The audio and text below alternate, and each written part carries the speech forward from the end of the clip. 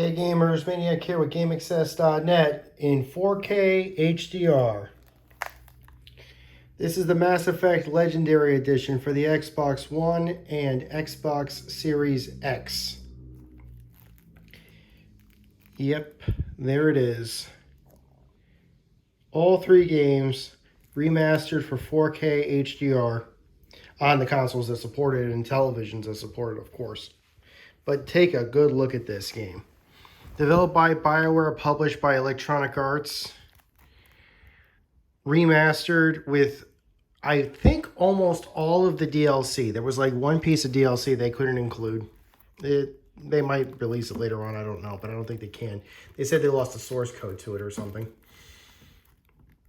But yeah, this right here is probably one of the most beloved, enduring Electronic Arts franchises. And let's be honest, it's a travesty what happened to this franchise. Although, I don't know, this might be an opportunity to make it right. Because when it comes to Mass Effect, I'm there. You know, I was one of the first people. I'll tell you my BioWare story. Most people remember BioWare as like way back in the early or the late 90s doing, you know, games for the PC. I remember getting really interested in BioWare around the time of 2003 with Neverwinter Nights, the original Neverwinter Nights for the PC. And then getting shifted to KOTOR, the original KOTOR for the Xbox and the PC. KOTOR, when it came to the PC, was one of my favorite Star Wars games in years. The only other game I liked more at the time was Jedi Outcast by Raven. But I freaking loved KOTOR. I thought it was a fantastic game.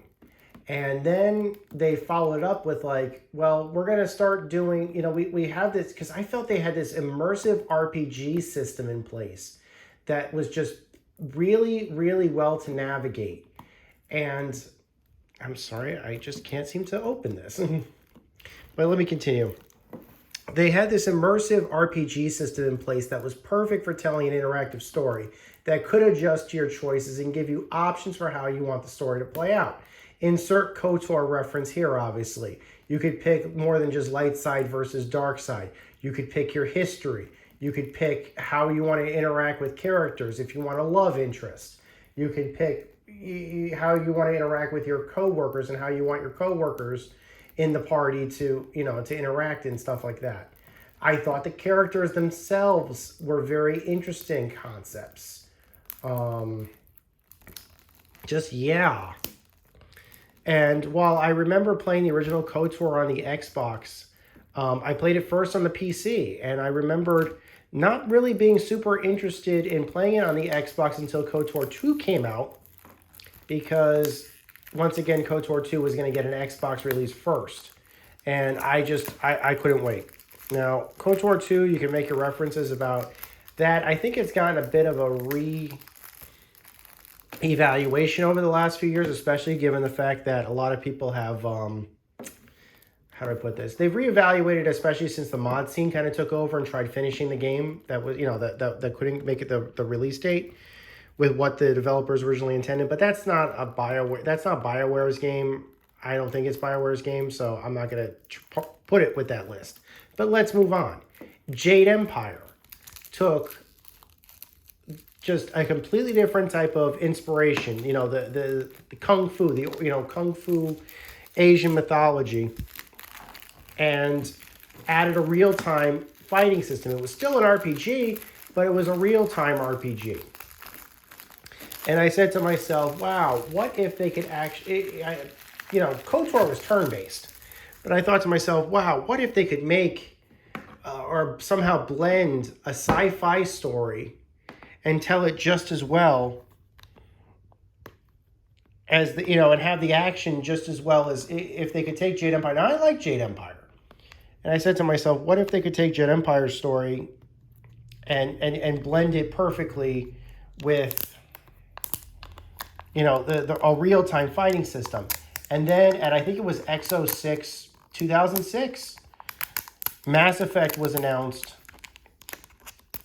for the Xbox 360, coming exclusively by, by BioWare. And I guess the rest is history. That opening scene with the narration of what you could do in a bar and the different options that you were going to have felt to me like the perfect analogy. And they were going to build a world or a universe, I should say, all new with new characters, but it was characters that you could shape. And this is it. 2 games later, I got the first Mass Effect, and then I felt Electronic Arts kind of started doing things to the system, and I didn't know how I felt about that. I mean, for Mass Effect 2, I felt they went a little overboard with DLC. Mass Effect 3, same thing, not including the finale DLC they released for free. But things like the Cerebus network for Mass Effect 2, the Dr. Pepper codes, I felt that they went completely, pretty overboard for that sort of thing for Mass Effect 2.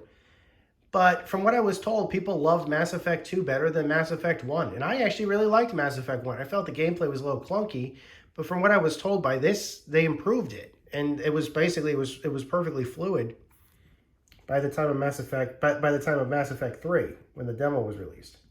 Looks like both discs are here. So what's this then? Combat controls for Mass Effect 2.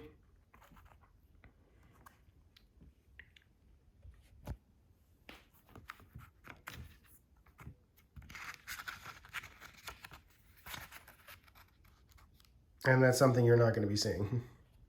All right. Well, take care, guys. Over and out.